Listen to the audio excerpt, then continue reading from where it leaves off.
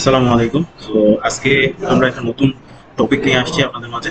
সিমেন্সের সিনামিক্স B19 এর servo driver এবং motor controlling আমরা নতুন একটা ভাবে আজকে দেখব। তো আমরা এতদিন যত সার্ভো দেখাচ্ছিলাম যে হয়তো আমরা পুশ বাটন অথবা পিএলসি থ্রোতে করতাম, বাট আজকে আমরা পিএলসি দিয়েও কন্ট্রোলিং দেখাবো এবং কি সফটওয়্যার দিয়েও দেখবো। সো সিমেন্সের সিনামিক্স B19 বা সার্ভোর জন্য একটা সফটওয়্যার আছে, যারা অবগত যে বি অ্যাসিস্ট্যান্ট নামে, বা যারা জানেন না আজকে এটা আমরা শেয়ার করবো ফাইলটা। সো একটু দেখি কি আছে আমাদের সফটওয়্যারে। সো আমি যদি সফটওয়্যারটা ফার্স্ট থেকে কানেক্ট করি, আহ,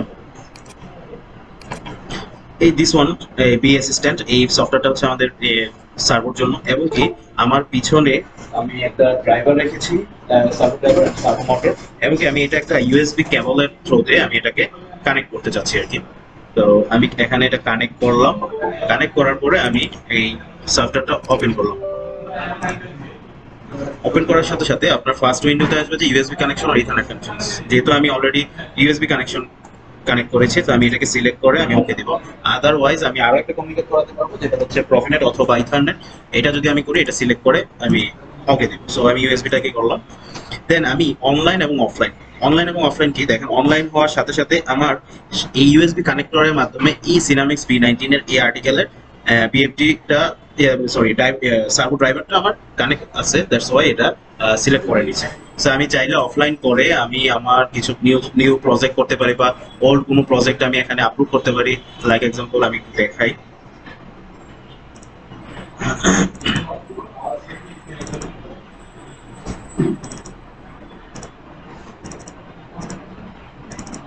এই যে দেখেন, এই প্যারামিটারটা আমি চাইলে এটা আপলোড করে দিতে পারি।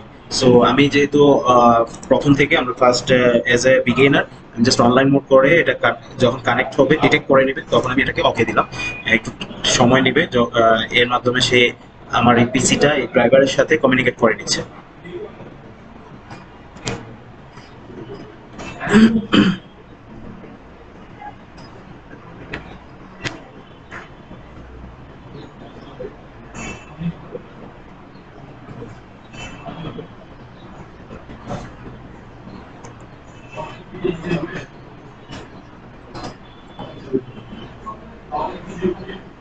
ওকে, 7 সো আমার এখানে সে ডিটেক্ট করার পরে এই ড্রাইভারটা এবং কি এই মডেলের মোটরটা আমার এখানে আছে। সো এটা ডিটেক্ট করে নিছে।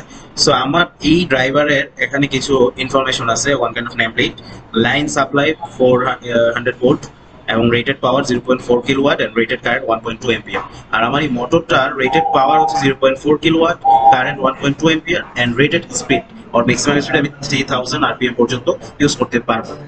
এবং আমি এখানে কিভাবে কন্ট্রোলিং করব, কোন মোডে করব, এগুলো আমরা আজকে একটু দেখি। সো কন্ট্রোল মোডটা আমি সিলেক্ট আগেই করে রাখছি যে pulse drain input positive control. So আমি যখন এটাকে পালসের থ্রুতে করাতে যাব, তখন আমার অবশ্যই কন্ট্রোলিং মোডটা এখান থেকে সিলেক্ট করে নিতে হবে। দেন আমরা একটু দেখি, প্যারামিটারাইজে যাই। সো আজকে আমি কোনো ধরনের মেকানিক্যাল স্ট্রাকচার দিয়ে আমার সার্ভোটা কন্ট্রোলিং দেখাচ্ছি না, আমি জাস্ট কন্ট্রোলিং অ্যাবসোলিউট রিলেটিভ বা জগ মোডটা কিভাবে আমরা ইউজ করব সেটা আমরা দেখাচ্ছি। আপনারা যদি সাপোর্ট দেন এবং কি আরো কমেন্টসে চান যে স্ট্রাকচার নিয়ে, সো আমি নেক্সট ভিডিও হয়তো স্ট্রাকচার রেডি করে আপনাদেরকে দেখাবো। সো স্ট্রাকচারের যদি কোনো একটা ডেমো মানে ওভারভিউ দেই, সো আমরা চাইলে এই ধরনের বল স্ক্রু বা ডিস্ক টেবল অথবা বেল্ট পালি আর rack or pinion or roll feed, এই ধরনের স্ট্রাকচার দিয়ে আমি ইজিলি যদি আমি রেডি করে কানেক্ট করে এখানে সিলেক্ট করে দেই, সো আমার কিছু ডাটা লেন্থ ইউনিট বা এগুলো ডাটাগুলো ইনপুট দিই, তাহলে দেখা গেছে আমার ইজিলি এটা আমি করতে পারছি, যে এটা আমি সফটওয়্যার ছাড়া খুবই একটু হলেও টাফ ছিল। দেন আমি সেট প্যারামিটার সেট পয়েন্টে যাই। সো আমি যেহেতু আজকে পালস প্লাস ডিরেকশন দিয়ে কাজ করাবো, দ্যাটস ওয়াই আমি পালস প্লাস ডিরেকশনের পজিটিভটাকে আমি সিলেক্ট করে নিলাম। দেন হচ্ছে আমি যদি এবি ট্র্যাক পালস দিয়ে কাজ করাতে চাই, তখন আমি এটা সিলেক্ট করে নিব।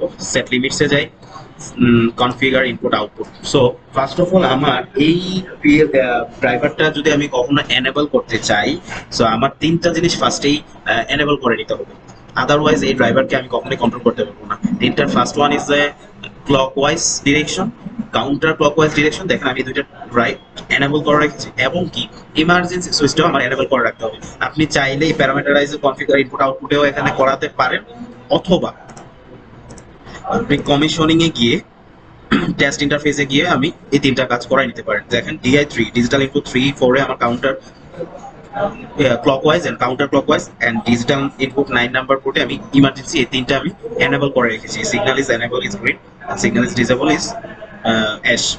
সো এই জিনিসটা আমার ক্লিয়ারিফাই করে নিতে হবে। চাইলে আমি কমিশনে এসেও করাতে পারি বা প্যারামিটারাইজার কনফিগার ইনপুট আউটপুটও করাতে পারি।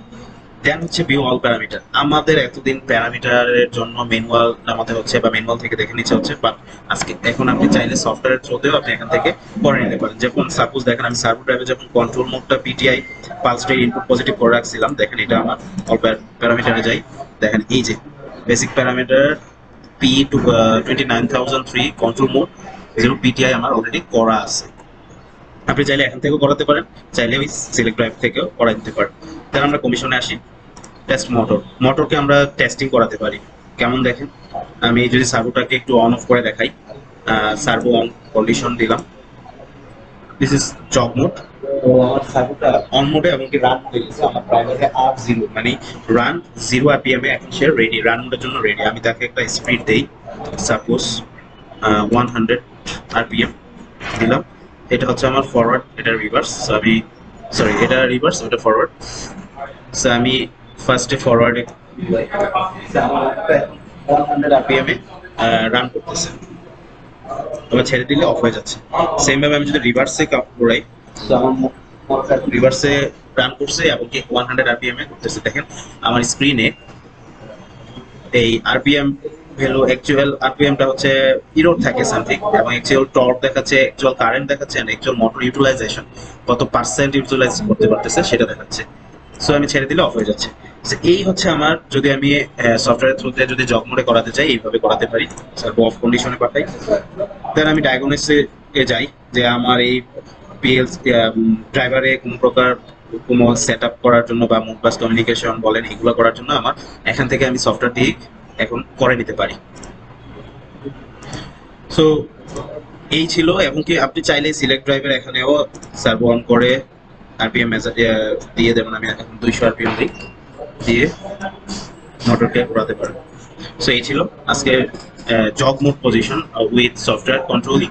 সো আমরা আজকে এখন আমরা দেখব PLC দিয়ে আমরা কিভাবে সার্ভোকে জগ, ফরওয়ার্ড, রিভার্স অথবা রিলেটিভ অথবা অ্যাবসোলেট এই কন্ডিশনগুলোতে কিভাবে করাবো।